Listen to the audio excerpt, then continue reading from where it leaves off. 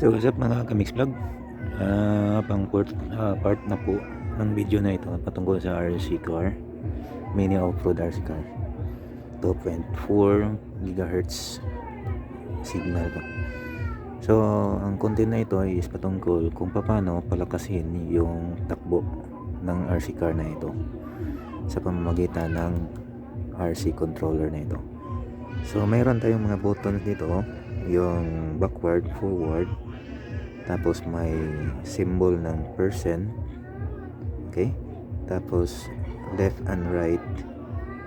Ito po yung throttle, ito po yung accelerator, at ito yung percentage na tinutukoy ko upang palakasin yung speed nito.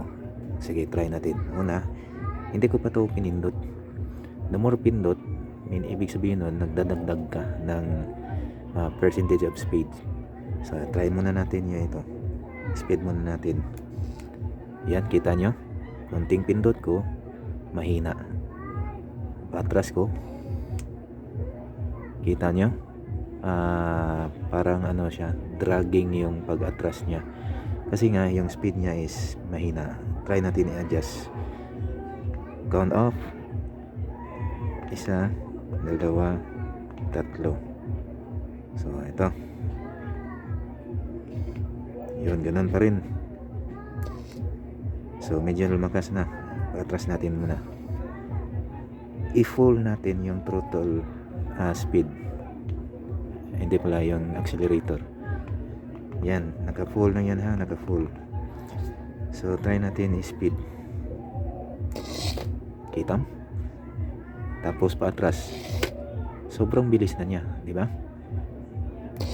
Yun. Ano nga yung dahilan? Kasi in-adjust natin yung speed percentage. So ulitin natin. Yan. Yun. So ito, tingnan natin kung makakaakyat. Hindi niya kaya kasi mabigat, at saka medyo tawag dito sa Tagalog, yung paahon. Okay, ito lang ng normal. Yun. So hanggang dito na lang mga mix vlog. So paano gawin, just review my video and matututunan mo ganoon pala patatakbuhin ng malakas.